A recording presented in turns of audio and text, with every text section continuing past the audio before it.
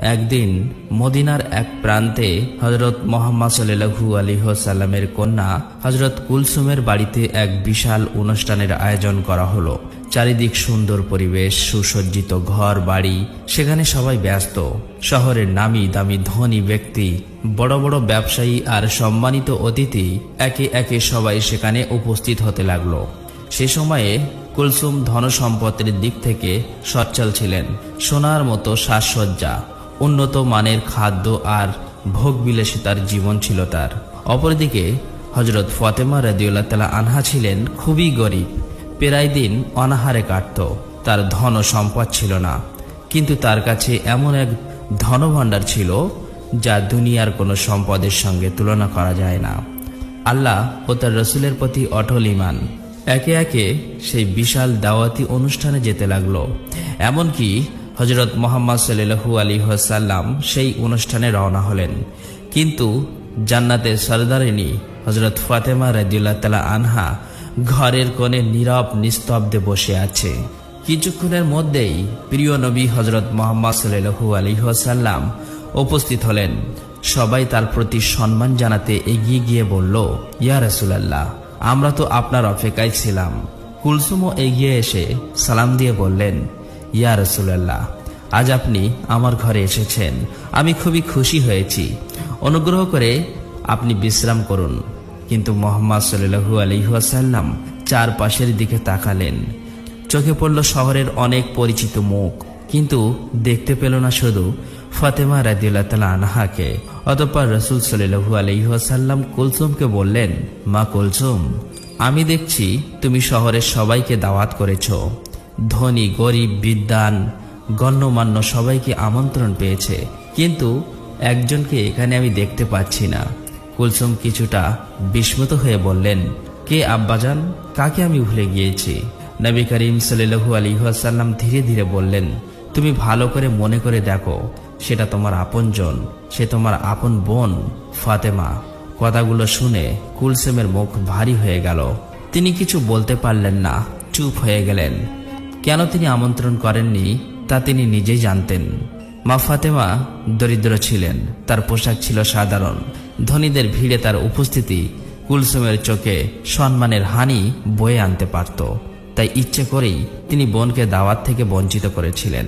আর এদিকে খাবার টেবিলে সাজানো ছিল নানা রকম খাবারের সুগন্ধি, পোলাও, কোরমা, আরো অনেক কিছু। শহরের সবাই তাতে অংশ নিল, কিন্তু সেই আসরে উপস্থিত ছিলেন না সেই মহিষী নারী, যিনি আসলেই জান্নাতের রানী। সেদিনের ঝলমলে সেই অনুষ্ঠান থেকে অনেক দূরে এক নিঃশব্দ ঘরে বসেছিলেন ফাতেমা রাদিয়াল্লাহু তাআলা আনহা। তার চোখে অঝোর ধারায় পানি ঝরছে। চারিদিকে এক অদ্ভুত নিস্তব্ধতা।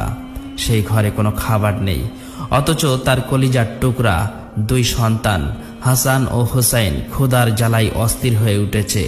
ক্ষুধার যন্ত্রণা সহ্য করতে না পেরে হযরত হাসান রাদিয়াল্লাহু তাআলা আনহু ঘরের মধ্যে প্রবেশ করলেন এবং কাঁপা গলায় বললেন, আম্মাজান, আমাদের খুব ক্ষুধা লেগেছে, আর আমরা সহ্য করতে পারছি না, কিছু খাবার দাও। এই কথা বলে দুজনেই কাঁদতে লাগলো। এই দুই শিশুর কান্নায় ঘর যেন কেঁপে উঠল। ফাতেমার বুক ফেটে কান্না আসতে লাগলো। চোখ তুলে আকাশের দিকে তাকিয়ে তিনি বললেন, হে আল্লাহ, আমি তো না খেয়ে থাকতে পারি, আমি তো ধৈর্য ধরতে পারি, কিন্তু এই নিষ্পাপ শিশু ক্ষুধায় কাঁদছে, আমি কিভাবে তা সহ্য করি?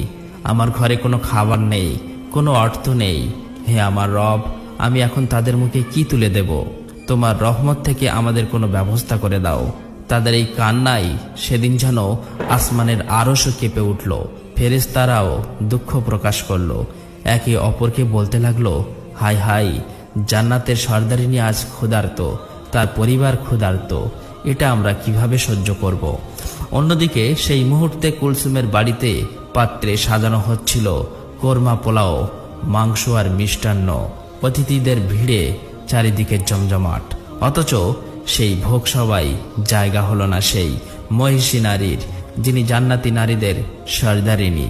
এদিকে ক্ষুধার জ্বালায় হাসান হোসাইন কাঁদতেই থাকলো। অসহায় মা ফাতেমা তখন একটি উপায় খুঁজে পেলেন।